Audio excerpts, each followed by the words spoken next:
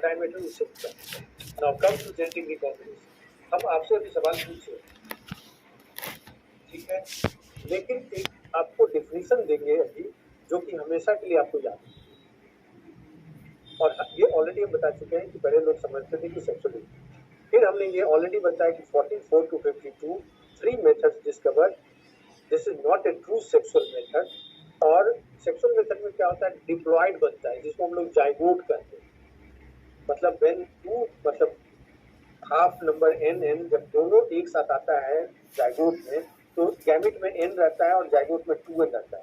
एक गैमिट मान लिया मेल गैमिट, दूसरा फीमेल गैमिट, और दोनों मिलकर डिप्लॉयड बनाता है। इसलिए दोनों पेरेंट्स कैरेक्टर आते हैं आपको, जो भी ऑफस्प्रिंग होता है उसमें दोनों कैरेक्टर आते हैं। किसी का चेहरा ज्यादा फादर से मिलेगा, किसी का ज्यादा मदर से मिलेगा, वो डिपेंड करता है किसका डोमिनेंट जीन ज्यादा आया। किसी को कहते हैं सिलेक्शन, रिसप्लिंग ऑफ जीन, ठीक है। बट यहाँ पर आपको पता है कि बैक्टीरिया के अंदर सिंगल जीनोम, दो जीनोम नहीं होता, और डिप्लॉयड बनने के लिए कम से कम 2 होना चाहिए। तो यहाँ पर पार्शियल एक्सचेंज होता है, कभी भी कंप्लीट ट्रांसफर नहीं होता है। एक्चुअली रिसप्लिंग के लिए एक से दूसरे में जीनोम को मूव करना चाहिए। आप लोगों में से बताया भी लोगों ने कि मूवमेंट होता है, तो मूवमेंट होने के लिए कंप्लीट मूवमेंट नहीं होगा, क्योंकि कंप्लीट जब मूवमेंट होगा तो डिप्लॉयड बनेगा, लेकिन इसमें पार्शियल डिप्लॉयड बनता है। और इसके लिए टर्म यूज करते हैं मीरो जाइगोट। मीरो का मतलब होता है फॉल्स जाइगोट, ठीक है।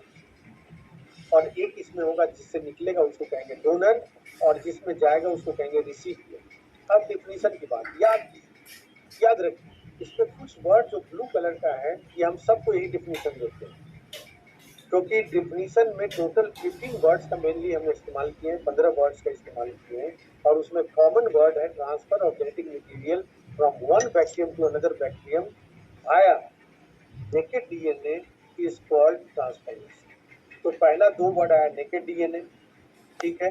ट्रांसफर ऑफ जेनेटिक मटेरियल जो है 1 2 3 4 काउंट कीजिएगा, आप देखिएगा 15। तो अगर एक बैक्टीरिया डिग्रेड होने के बाद, लाइसिस होने के बाद, इसका अगर छोटा सा टुकड़ा डीएनए का अगर किसी दूसरे बैक्टीरिया में एंटर करता है directly without anything, this is called transformation. Conjugation already बता चुके हैं, it is carried out by cell to cell contact. और एक सेक्स पीली जो है वो अल्टीमेटली ट्रांसफॉर्म कर जाता है ट्यूब में, जिसको कंजुगेशन ट्यूब करते हैं। तो अगर थोड़ा सा फिजिकल कांटेक्ट अगर किसी मेथड में है तो वो केवल कंजुगेशन। और ट्रांसडक्शन ऑलरेडी आप लोग बता चुके हैं, इट इज मेडिएटेड बाय एक another organism that is phage. मतलब phage carry genome from one bacterium to another bacterium, ठीक है।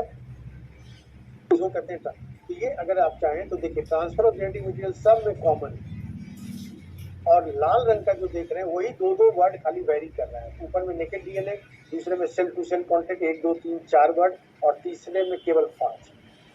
तो 4 और 2 6 और 1 7, और ये कॉमन हो गया 8 9 10 11 12 13 14 15 वर्ड, टोटल 15 16 वर्ड का हम लोग इस्तेमाल करें, ठीक है। कोई कंफ्यूजन? No sir. अब आइए transformation. This is considered to be the oldest method of gene transfer, क्योंकि इसकी डिस्कवरी ग्रिफिथ ने 1928 में किया था इन डिप्लोकोकस निमोनिया। बट आप कहेंगे कि हमने तो 1944 क्यों कहा? इसलिए कि ग्रिफिथ ने एक्सपेरिमेंट तो जरूर किया बट कंक्लूसिव प्रूफ नहीं दे पाया। जैसे मेंडल शायद काम किए थे, लेकिन मेंडल को क्रेडिट मिला था after Mendel, after few years, समझ रहे हैं ना, जब उसको रीडिस्कवर किया।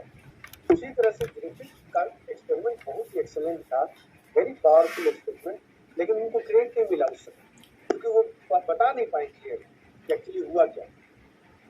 डिप्लोकोकस निमोनिया में 2 स्ट्रेन है, ध्यान से सुनिएगा। एक नॉन वेरिएंट का मतलब होता है नॉन पैथोजेनिक, नॉन कैप्सुलेटेड मतलब कैप्सूल उसमें नहीं है, और रफ का विरुलेंट। दूसरा हुआ मैंने पैथोजेनिक, कैप्सुलेटेड और स्मूथ टाइप। पढ़े होंगे जरूर पहले। ये आर और एस क्या है बताइए? ये सर वो उसकी क्या बोलते हैं, सेल वॉल है। नहीं, अब देखिए यही कंफ्यूजन है। कंफ्यूजन क्या है सारे लोगों को, ऐसा नहीं कि आप लोगों को केवल कंफ्यूजन है, यहाँ जो हमारे स्टूडेंट पढ़ते हैं उनको भी कंफ्यूजन है। लोगों को लगता है कि ये सेल वॉल का सरफेस का स्मूथनेस और रफनेस। बट आप जस्ट सोचिए कि बैक्टीरिया इतना बड़ा साइज का तो नहीं है कि उसको हाथ में पकड़ के और कोई उसके सरफेस को महसूस कर सकता है कि वो स्मूथ है कि ऐसे। कोई ये बॉल तो नहीं है, कोई प्रूफ तो नहीं है कि हाथ में लिया और उसको उंगली से टच करके आप बता दिए कि भैया ये तो रफ है, ये स्मूथ है। इसका मतलब this is not the surface feature, this is not the smoothness of surface, क्योंकि सरफेस को आप फील ही नहीं कर सकते। बैक्टीरिया माइक्रोन साइज का है, उसको कैसे आप सरफेस को महसूस करें? आप जिस उंगली से महसूस करने की कोशिश उसमें तो लाखों करोड़ बैक्टीरिया बैठ जाता है। इसका मतलब, और हम लोग के दिमाग में ये बात बैठ गई है, इसलिए हम लोग वही कहते हैं जो आपका जवाब था, सारे स्टूडेंट यही कहते हैं। बट अब आपको क्लियर हो जाना चाहिए कि जब बैक्टीरिया ग्रो करता है मीडिया पर, तो कॉलोनी का एक कैरेक्टरिस्टिक होता है, उसको कॉलोनी कहते हैं। जो बैक्टीरिया ग्रो करता है पेट्रिटिस में, आर्टिफिशियल मीडिया पर जब ग्रो हो रहा है, तो कुछ बैक्टीरिया जो होता है स्मूथ सरफेस होता है उसका, बैक्टीरिया का नहीं, कॉलोनी का सरफेस स्मूथ होता है, और किसी किसी में थोड़ा सा रफनेस होता है। उसके कॉलोनी फीचर्स, कॉलोनी तो दिखाई देता है आंख से। Colony is basically A group of millions and millions of bacteria, मतलब 1 से 2, 2 से 4, 4 से 5, 6 और 8 होते होते, और सारा एक जगह जब असेंबल होता है तो आंख से दिखाई देने लगता है। But that is not a single bacteria, it is a group of bacteria, इसको कॉलोनी कहते हैं। पढ़िएगा बुक में होगा, और उसी को हम लोग काउंट करते हैं जब क्वांटिफिकेशन करते हैं। तो एक्चुअली कॉलोनी के स्मूथनेस और रफनेस के बेसिस पर ये आर और एस टाइप। सर वो कॉलोनी स्मूथनेस कैसे होती है और रफनेस? असल में उसका जो मार्जिन है, अगर कॉलोनी, चूंकि हम दिखा नहीं पा रहे हैं आपको यहाँ पर, डायग्राम हमको रखना चाहिए था। कॉलोनी का अगर आप समझिए कि एकदम सीधा लाइन खींच दिए, राउंड स्ट्रक्चर एकदम स्मूथ, तो वो कहलाएगा स्मूथ कॉलोनी। और अगर आप सिरेटेड है, मतलब थोड़ा बहुत अंडुलेशन, मतलब थोड़ा बहुत उसको, मतलब पेन को थोड़ा सा आप ऐसे से बनाते हैं ना हम लोग डायग्राम, तो थोड़ा ऐसे से हाँ, तो अगर वो मार्जिन वैसा कॉलोनी का है तो उसको कहेंगे रफ। मतलब सर आप कहना चाह रहे हो कि जो कॉलोनी है वो उसकी जो सेल वॉल का जो टाइप है वो डिसाइड करेगा ना, कॉलोनी स्मूथ बनेगी कि मार्जिन बनेगी? नहीं, कोई सेल वॉल डिसाइड नहीं करता है, that is inherent characteristic of that bacteria. उसको सेल वॉल से कोई, इसमें बैक्टीरिया की अरेंजमेंट्स डिसाइड करेगी ना कि स्मूथ है कि रफ है।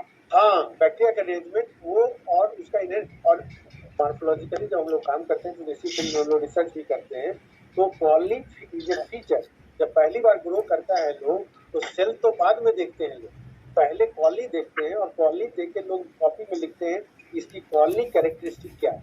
तो कॉलोनी में बहुत सारे कैरेक्टरिस्टिक, एक तो है ये उसका रफनेस और स्मूथनेस, एक होता है एलिवेशन, एक दूसरा होता है size.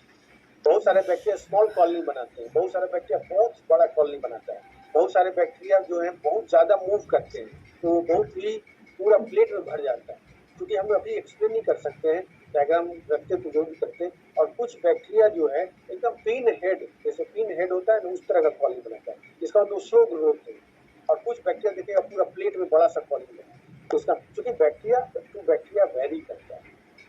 Bacteria that is genetical property, वो उसके जीन में कि कैसा कॉलोनी बना, समझ रहे हैं ना।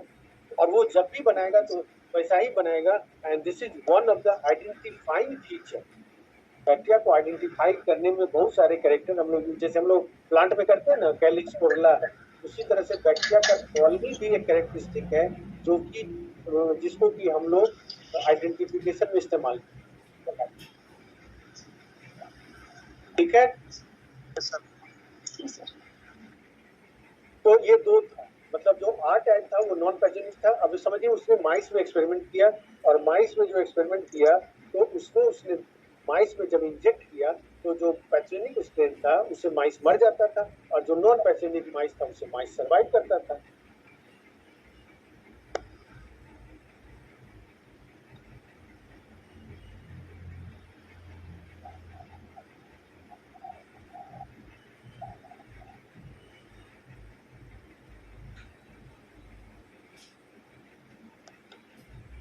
मूव नहीं कर रहा है, नहीं सर शो नहीं हो रहा, स्लाइड मूव नहीं कर रही। अरे मूव कोई कंट्रोल, आपके नालंदा ओपन में जो है बैठे हुए, उन्होंने अपने कंट्रोल में ले लिया। ओके सर, अभी तो मूव किया था। मेरी आवाज आ रही है? जो कंट्रोल कर रहे हैं, यस सर आवाज आ रही है। नहीं, जो कंट्रोल कर रहे हैं उसको अब मूव किया, उन्होंने स्टॉप कर दिया। ओके ठीक है, सर। देखिए जो हमने बताया ग्रिफिथ एक्सपेरिमेंट, उसने माइस लिया, 3 सेट ऑफ एक्सपेरिमेंट है, ध्यान से देखिएगा। पहला सेट में है कि आर स्ट्रेन लिया जो कि नॉन पैथोजेनिक था, माइस में इंजेक्ट किया लेफ्ट साइड में, extreme left, no disease, mice survive. फिर लिया एस स्ट्रेन जो कि पैथोजेनिक था, नेचुरली माइस में डाला तो माइस मर गया। ध्यान से देखिएगा, 2 मिनट इसको कंसंट्रेट कीजिए, ये तो समझ में नहीं आया। तीसरा सेट ऑफ एक्सपेरिमेंट जो था उसमें जो एस स्ट्रेन था, दैट इज पैथोजेनिक स्ट्रेन, उसको किलिंग किया, हीट किलिंग, मतलब जब किसी बैक्टीरिया को गर्म कर दीजिएगा तो बैक्टीरिया मर जाएगा। तो आप देखिएगा थर्ड वाला जो है उसमें माइस सर्वाइव कर रहा है। अब चौथी को कुछ पता नहीं, कोई बने अनहोनी नहीं था। Non pathogenic bacteria when you inject mice survive, when pathogenic bacteria inject number 2 mice die, when a pathogenic strain killed by heating, naturally pathogenic ability lost, so bacteria survive. But fourth में उसने क्या किया, जो living R strain था उसको मिला दिया heat की स्ट्रेन के साथ, और मिलाने के बाद उसको कुछ घंटे तक छोड़ दिया टेस्ट ट्यूब। ठीक है, टेस्ट ट्यूब में छोड़ दिया, और छोड़ने के बाद उसको माइस में इंजेक्ट किया। एक्सपेक्टेशन क्या था ग्रिफिथ का?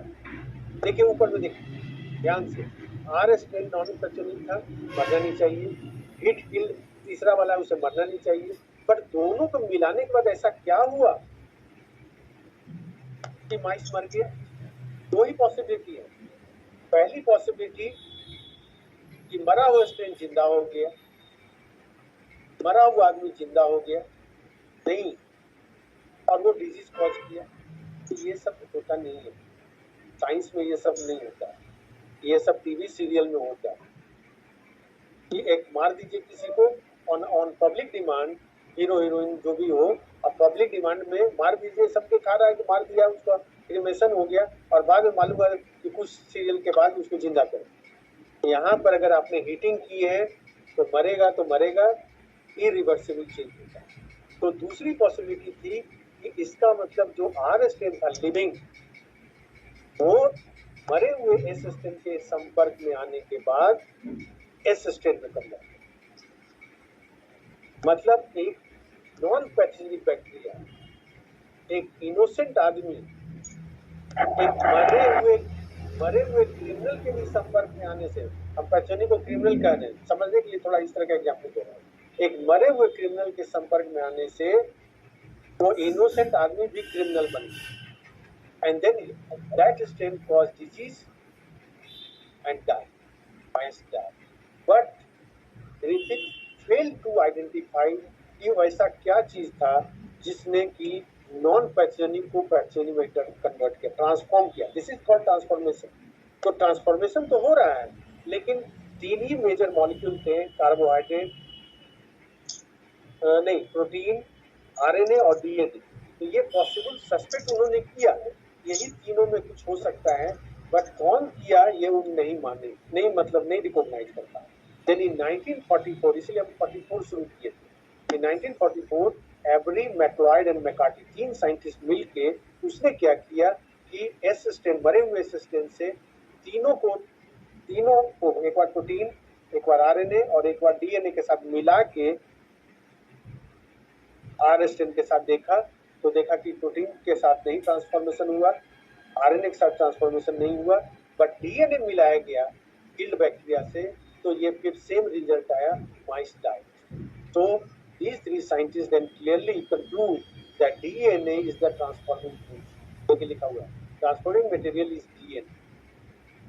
They demonstrated that the purified DNA from heat-killed bacteria capable of bringing a transformation. 2 जगह इस डायग्राम का हम लोग इस्तेमाल करते हैं।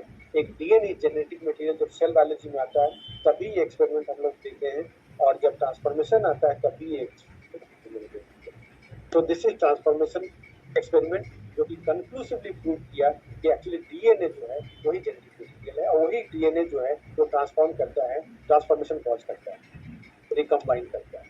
अब इसको सिंपल है तो मैकेनिज्म बहुत कॉम्प्लिकेटेड, बट सिंपल आपके पॉइंट ऑफ व्यू से समझने के लिए एक डायग्राम है कि एक बैक्टीरिया जिसको हम डोनर बैक्टीरिया कहते हैं, वो बैक्टीरिया मरा, इसमें एक पार्टनर को मरना पड़े। जब तक हमने क्या कहा था ट्रांसफॉर्मेशन कि नेकेड डीएनए, तो नेकेड डीएनए कब होगा? जब तक सेल नहीं टूटेगा। तो इसका मतलब कि डोनर मर जाता है इसमें, और डोनर से डीएनए निकला लाल रंग का जो देख रहे हैं, dice bacteria release DNA fragment red colour का, और ये दूसरे बैक्टीरिया जिसका जीनोम ब्लू कलर का, देखिए ब्लू कलर का जीनोम, ये रिसिपिएंट है, उसके अंदर डायरेक्टली एंटर किया, वहां पर एक्सचेंज ऑफ जेनेटिक मटेरियल हुआ, मेरोजाइगोट टेम्पोरली बना और एक्सचेंज ऑफ जेनेटिक मटेरियल हुआ, और ये रेड वाला ब्लू वाले में ठीक। This is called transformation. आपका सेल जो है वो ट्रांसफॉर्म है, मतलब इस रिसिपिएंट सेल में डोनर सेल जो कि रेड कलर का जेनेटिक मटेरियल था वो एंटर करेगा, और ये एंटर कैसे किया? Direct entry, no help. जैसे ट्रांजैक्शन में फास्ट मदद करता है, कंजुगेशन में एक रास्ता बनता है, चैनल, इसमें डायरेक्टली एंटर। तो दिस इज कॉल्ड ट्रांसफॉर्मेशन। ठीक है ये sir pathogenic bacteria non pathogenic क्या होता है? पैथोजेनिक हम लोग नहीं देखते हैं, जो पैथोजेनिक बने जिससे बीमारी होती है। सारे बैक्टीरिया बदमाश नहीं है।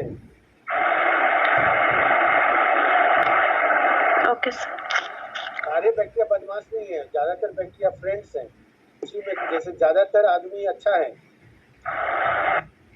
लेकिन उसमें से कुछ क्रिमिनल आतंकवादी हो गए, तो हम लोग क्या कहेंगे? सब खराब है, सारे आदमी ह्यूमन बीइंग आर बैड। उसी तरह से ज्यादातर बैक्टीरिया अच्छे हैं, उसमें से जो कुछ बैक्टीरिया क्रिमिनल हो गया तो उसको कहते हैं पैथोजेनिक। दैट कॉज, पैथोजेनिक का मतलब है ability to cause disease, this is called pathogenesis, and these are called pathogen. जैसे अभी कोरोना वायरस था, ये सब pathogen viruses are always pathogen. ठीक है, और जो नहीं डिजीज कॉज करता है उसको कहते हैं non pathogenic. Okay sir. Not able to cause disease. ठीक है, पैथोजेनिक खत्म ना, मर गया माइस, देखिए ना यहाँ माइस मर गया। ऐसे स्ट्रेन जो था पैथोजेनिक था, देखिए एक स्ट्रेन लिखे हैं विरलेंट। विरलेंट का मतलब होता है पैथोजेनिक, ये नॉर्मल मेडिकल टर्म है, और नॉन विरलेंट का मतलब नॉन पैथोजेनिक। ये बंद कीजिए अपना। ठीक है, अब आइए कंजुगेशन। तो हमने कहा था कि some sort of sexuality indicated in conjugation, इसमें क्योंकि फिजिकल कांटेक्ट होता है between donor and recipient. Transformation में क्या था? यहाँ फिजिकल कांटेक्ट नहीं हो रहा, उसका टुकड़ा, मान लिया यहाँ मरा बैक्टीरिया, उसका टुकड़ा उड़ते उड़ते पटना से गया पहुंच गया, और गया में जाके ट्रांसफॉर्मेशन, बट डोनर बैक्टीरिया का एग्जिस्टेंस वहां पर नहीं। बट कंजुगेशन में दोनों आसपास रहना चाहिए। ये डिस्कवर किया लेडरबर्ग एंड टेटम ने इन 1946, जो कि पहली बार लैंडमार्क डिस्कवरी थी, मतलब ट्रांसफॉर्मेशन के 2 साल बाद। ट्रांसफॉर्मेशन वाले को तो नोबेल प्राइज नहीं मिला, लेकिन इसको नोबेल प्राइज मिला 1958, Lederberg and Tetam along with Beaton, and the process has been most thoroughly studied in E. coli strain K12, क्योंकि इसमें मेटिंग टाइप था, दो मेटिंग टाइप थे। एक मेटिंग टाइप को कहा गया डोनर, और दूसरे मेटिंग टाइप को कहा गया रिसिपिएंट, और ये मेटिंग टाइप डिपेंड करता था presence and absence of plasmid. Sex factor उस समय नाम दिया गया, उसमें प्लाज्मिड नाम नहीं दिया गया। पूरा एंटायर मैकेनिज्म 3 कंट्रीज में वर्कआउट किया है। यूएस में लीड कर रहे थे लेडरबर्ग, लंदन में हेस, एंड पेरिस में उल्बन, फ्रांस में। डेफिनेशन फिर दे रहे हैं जो पहले दे चुके हैं, transfer of genetic material from one bacterium to another by cell to cell contact, और कंजुगेशन ट्यूब, जो कि पिमरी जो है पीली जिसको सेक्स पीली करते हैं, वही कंजुगेशन का रास्ता बना देता है। In this case donor bacterium is called F+। अभी देखिए कुछ बुक में रहेगा मेल फीमेल, तो देखिए बैक्टीरिया में मेल फीमेल करके कुछ होता नहीं, ठीक है, बट उसको जिसमें सेक्स फैक्टर होगा उसमें A+ होगा, और उसमें सेक्स पीली होगा। बेसिकली ये F प्लाज्मिड कहलाता है, और रिसिपिएंट में जिसमें सेक्स फैक्टर नहीं होता उसको F- का, और उसमें पीली भी नहीं। F plasmid contain 3% basis of sex, चूंकि सेक्स पीली के ऊपर ही माने जो F प्लाज्मिड है उसी के ऊपर सेक्स पीली बनाने का जीन मौजूद होता है, और वही सेक्स पीली बाद में कंजुगेशन ट्यूब बन जाता है, चौड़ा हो जाता है। दो तरह की कंजुगेशन रिपोर्टेड है, एक है कंजुगेशन विदाउट रिकॉम्बिनेशन। ध्यान से सुनिएगा, बहुत ट्रिकी है, थोड़ा ट्रिकी है। 5 मिनट कंसंट्रेट कीजिएगा तो बहुत बड़ा लैंडमार्क नोबेल प्राइज विनिंग चीज का आंसर मिल जाएगा। तो विदाउट रिकॉम्बिनेशन और एक है कंजुगेशन विद रिकॉम्बिनेशन, ठीक है। ये पहले ये है कंजुगेशन विदाउट रिकॉम्बिनेशन, और इसमें क्या हो रहा है ध्यान से देखिएगा तो क्लियरली समझ में आ जाएगा। एक जिसमें कि लाइट ब्लू कलर का जीनोम है, एक लाइट ब्लू कलर का जीनोम है और दूसरे में डीप ब्लू कलर का है, बट एक पिंक कलर का जो है यही है एफ प्लाज्मा, उसको पहले सेक्स फैक्टर कहते हैं, एफ प्लाज्मा, ठीक है। अब आप देखिए क्या होता है कि एक कॉपी डोनर से रिसिपिएंट में जाता है। ऐसा नहीं कि पूरा का पूरा कंप्लीट ट्राइसोमी कंफ्यूजन में। जैसे मान लिया आपको दान देने का मन है और आपके पास एक शर्ट है और आप अपना शर्ट उतार के नहीं दे दीजिएगा दूसरे, हाँ आपके पास 2 शर्ट है तो आप एक उतार के दे दीजिएगा, एक दे दीजिएगा उसको। तो बैक्टीरिया तो वही करता है कि डोनेट तो करता है वो दूसरे को, एक कॉपी अपने पास रख लेता है, समझ रहे हैं ना। तो इसलिए देखिएगा कि ड्यूरिंग पहले तो दोनों बैक्टीरिया आपस में आता है नजदीक, और उसके ऊपर जो पीली और फिम्बरी होता है, फिम्बरी उसके द्वारा अपने को बाइंड कर लेता है। डोनर और रिसिपिएंट एक दूसरे से लॉक हो जाता है, और लॉक होने के बाद जो सेक्स पीली है वो देखिएगा सेकंड यहाँ पर कर्सर भी पॉइंट आउट हो रहा है क्या प्रेजेंटेशन में? कर्सर कंप्यूटर का जो माउस का कर्सर यस सर हाँ हो रहा है। तो ध्यान से देखिएगा कि यहाँ पर जहाँ पर कर्सर है वो एक रास्ता बन गया है, वो सेक्स पीली ऊपर में पीली था और बाद में पीली, पहले नैरो पीली था और बाद में वो रास्ता खुल गया। अब इस रास्ते से एक कॉपी डीएनए का रेप्लिकेशन होता है और वो फिर इसमें एंटर कर जाता है और थोड़ी देर के बाद एंटर हो जाता है। जैसे ही कंप्लीट ट्रांसफर हुआ सेक्स पीली टूट जाता है, वो रास्ता टूट जाता है। कहा गया है कि जब भी कंजुगेशन होगा तो बिटवीन होगा F+ और F-, मतलब मेल और फीमेल के बीच होगा, अगर मेल फीमेल मानते हैं। जैसे ही फीमेल F- में कन्वर्ट हुआ, क्यों F+ में कन्वर्ट हुआ? क्योंकि F+ और F- ऊपर में देखिए डेजिग्नेशन है on the basis of presence, यहाँ देखिए presence of F plasmid and absence of F plasmid. But जैसे ही इसको मिला एक F-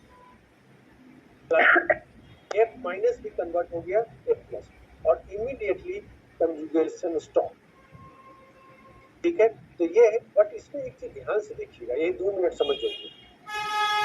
रिकॉम्बिनेशन किसके बीच होना चाहिए? कंजुगेशन तो हो रहा है बट रिकॉम्बिनेशन होना चाहिए था मेन जीनोम के बीच में ना। तो मेन जीनोम तो बेचारा चुपचाप मुंह देख रहा है, तो उसके लिए हम लोग इंग्लिश में टर्म यूज करते हैं कि इट रिमेन साइलेंट एक्सपेक्टेड। जैसे मैच होता है ना, तो मैच में जो बैट्समैन वही खेलता है ना, कभी कभी गलती करता है तो हम लोग गुस्सा में कहते हैं हम ऐसे मारते हैं, बट आप तो नहीं जाके खेलने लगते। तो हम लोग कहते हैं हम लोग को एक्सपेक्टेटर, हम लोग देखने वाले हैं तमाशा। तो ये दोनों जीनोम तमाशा देखता है, तो रिकॉम्बिनेशन नहीं हुआ, इसलिए इसको कहते हैं कंजुगेशन विदाउट रिकॉम्बिनेशन। अब ऑलरेडी हम बता चुके हैं, देखिए this process is highly efficient, 95% F- will become F+ within 1 hour. This phenomenon is of major ecological significance. One drug, even though आप सुनते हो कि bacteria drug resistant, antibiotic resistant हो जाता है बहुत जल्दी, तो actually antibiotic resistant gene located on sex factor, और ये बहुत तेजी से एक दूसरे में, एक अगर रेसिस्टेंट बैक्टीरिया है तो सराउंडिंग के सारे बैक्टीरिया को रेसिस्टेंट में कन्वर्ट करता है बाय दिस मेथड, ठीक है।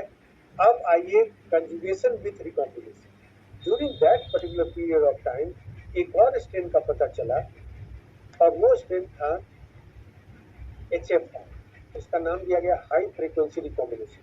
बेसिकली ये भी F+ स्ट्रेन ही था, बट दोनों में जरा सा एक बार देखिए, इस स्ट्रेन में क्या था F+ में कि जो सेक्स फैक्टर था वो हमेशा नेकेड स्टेट में रहता, फ्री स्टेट में रहता, यानी free, always free, autonomous. Plasmid का डेफिनेशन भी autonomously replicating, extra chromosomal autonomously replicating, ठीक है। तो इसमें हमेशा फ्री रहता है, बट ये जो HFR स्ट्रेन है, इसमें क्या होता है कि इसमें इंटीग्रेट करता है। देखिए यहाँ पे दिखा रहे हैं HFR स्ट्रेन के बारे में दिखा रहे हैं कि इसमें देखिए फ्री है, ब्लू कलर का, यहाँ देखिए फ्री है, ब्लू कलर का ये डायग्राम। लाल वाला जो है वो सेक्स फैक्टर है, जो ग्रीन वाले मेन जीनोम से फ्री है। But during course of time ये डेवलप किया कि ये इसमें इंटीग्रेट कर सकते हैं, आपस में ये दोनों आपस में मिलता है और वहाँ पर दोनों का बीच का जो है वो ब्रेक कर जाता है और ये आपस में, तो ये HFR, ये है F+। बट जब ये इंटीग्रेट करता है तो now it is designated as HFR। बगल में दिखा रहे हैं देखिए कि F प्लाज्मिड है, इसमें इंटीग्रेट कर गया तो ये कहलागा HFR और फिर वापस लौट भी जाता है। जिस तरह से इंटीग्रेट किया, because it is a reversible process, जिस तरह से एंट्री करता है, इंटीग्रेट करता है, उस तरह से वापस डिसोसिएट भी करता है। This is called HFR। तो अब जो मीटिंग होगी इसमें F- और HFR, और इसमें क्या होगा कि एक मेन जीनोम का पार्ट इसमें ट्रांसफर हो जाता है और पार्शियल डिप्लॉइड बनता है, एंड देन जो typical exchange of genetic material होता है उसे रिकॉम्बिनेंट बनता है। देखिए आगे के डायग्राम क्लियर होगा। देखिए ये डायग्राम ध्यान से देखिए, दिखाई दे रहा है डायग्राम? Yes sir. अब देखिए ये वायलेट कलर का HFR है, ये था ग्रीन कलर का सेक्स फैक्टर F+। ये देखिए इंटीग्रेट कर दिया, now it is designated as HFR state. अब बगल में जो देख रहे हैं लाइट वायलेट कलर का जो है ये है F-, जिसमें सेक्स फैक्टर नहीं। ठीक उसी तरह से यहाँ भी सेक्सुअल पाइलस पीली बना, सेक्स पीली कंजुगेशन ट्यूब बना, और अब इसमें से एक यहाँ देखिए स्ट्रैंड जो है वो एंटर करते हैं, लेकिन एक चीज का ख्याल इसमें करते हैं, sex factor always present at back side. क्यों? सुन लीजिएगा ध्यान से, जस्ट कंसंट्रेट फॉर 30 सेकेंड।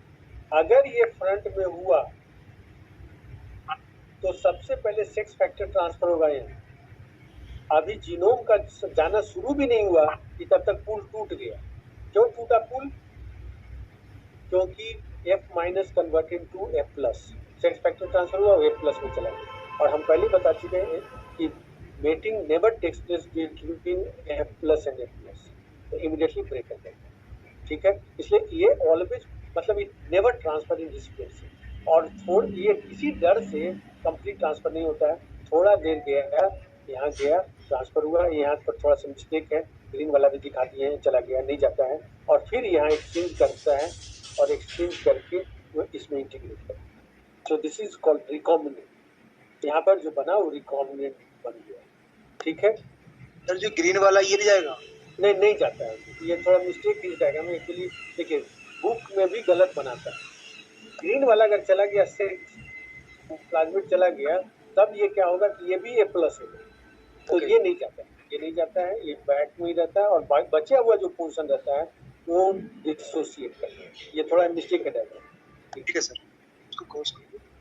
अब आइए ट्रांसडक्शन ट्रांसडक्शन में ऑलरेडी आपने जवाब दिए थे, transfer of genetic material from one bacterium to another by phage।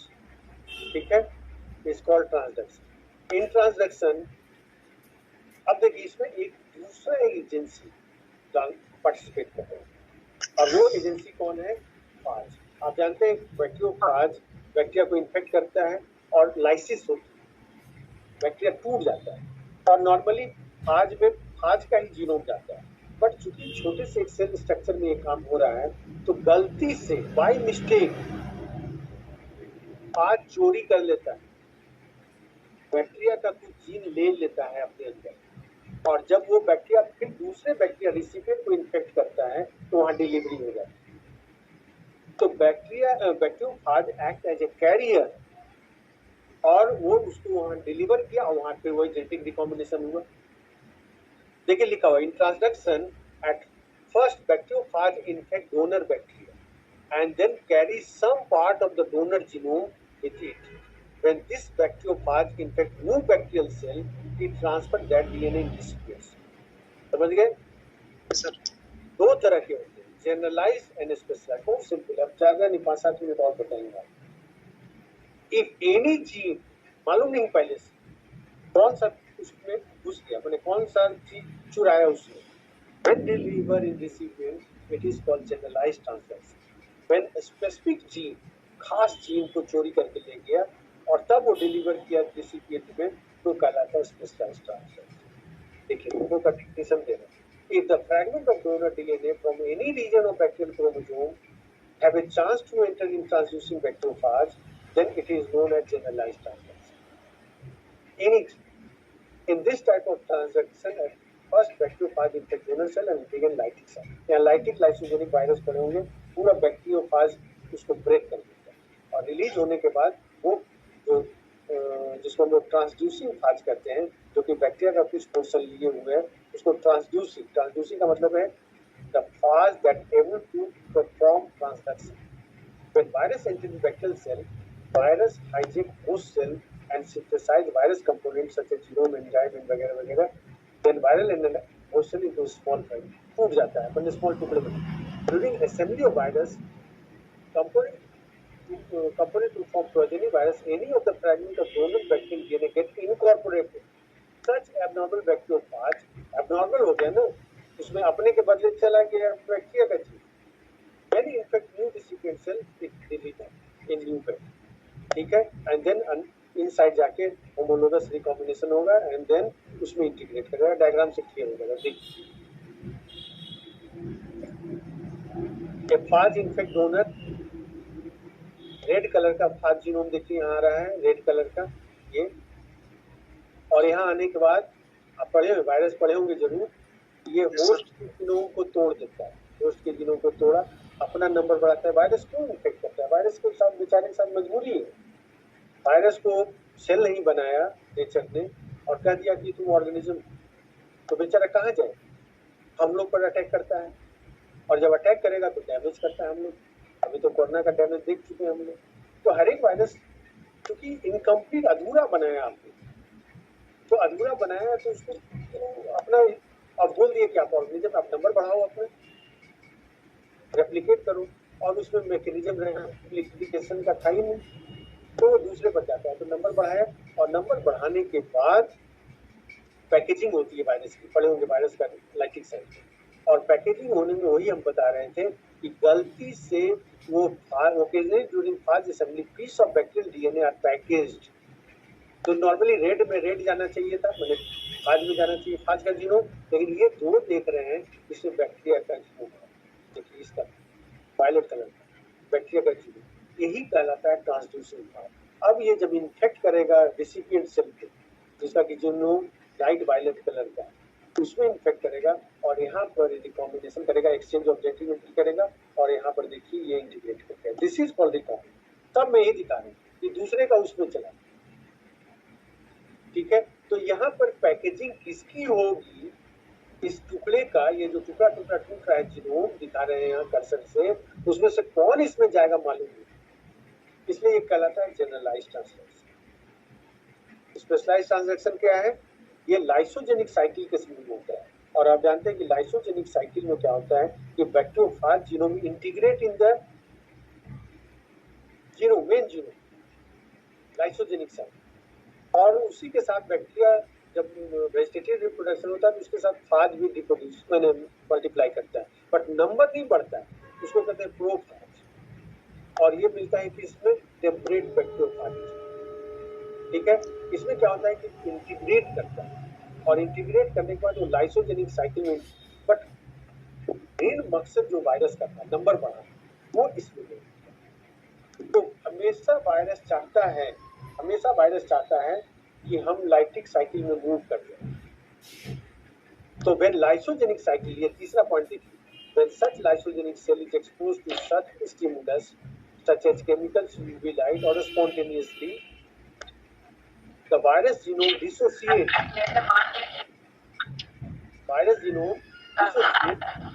बंद कीजिए, वायरस जीनोम कौन बोल रहा है भाई?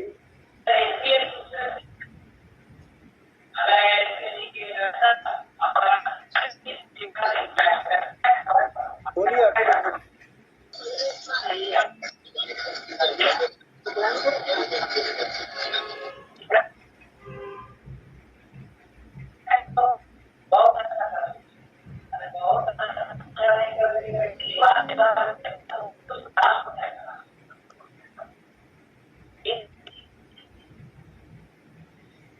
कौन बोल रहा है जी?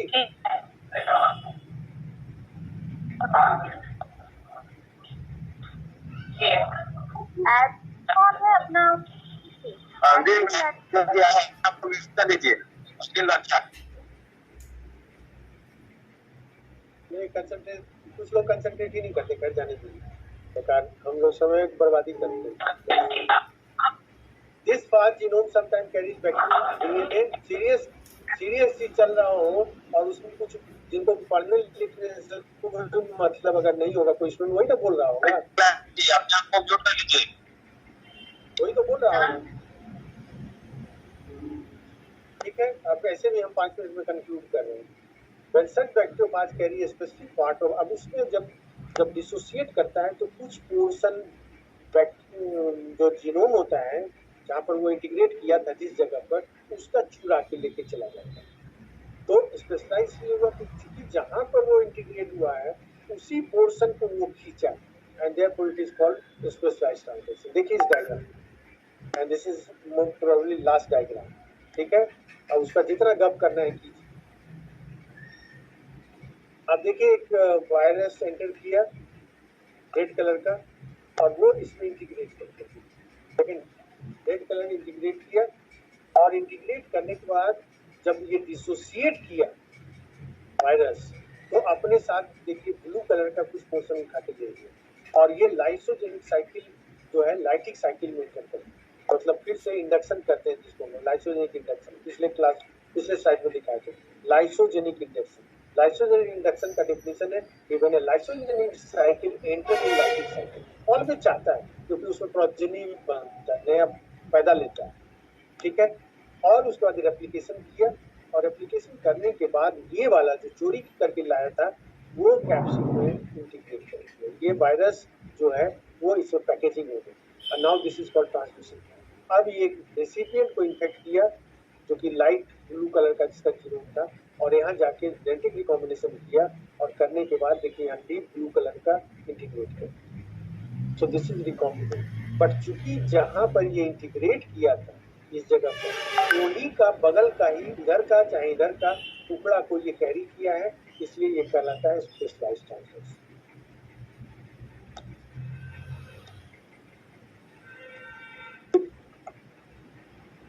कुछ पूछना हो तो पूछिए, खत्म हो गया।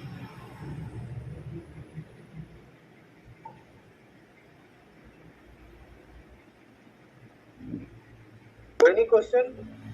No sir.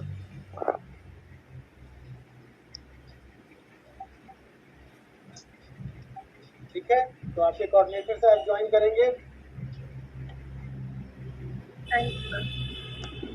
आप लोग जाइएगा नहीं, बोले थे ना? Thank you sir. Thank you sir. हम उनको बोल thank you so much sir. समझ में आया सब? Yes sir. जी सर। यस सर, अच्छे से समझ में आया। बीच में थोड़ा नॉइजी हो गया था। Thank you sir.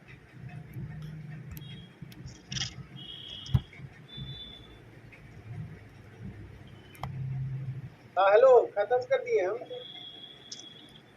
हम फिनिश कर दिए, आप ज्वाइन कर लीजिए। हेलो, हम हाँ ठीक है, बीच में थोड़ा बीच में बोलता था बैकग्राउंड से। ठीक है, ओके, हाँ ठीक बता दिए जेनेटिक रिकॉम्बिनेशन जो जो आप कहे थे। हाँ आप ज्वाइन कर लीजिए। हाँ ज्वाइन कीजिए, हम डिस्कनेक्ट कर रहे हैं।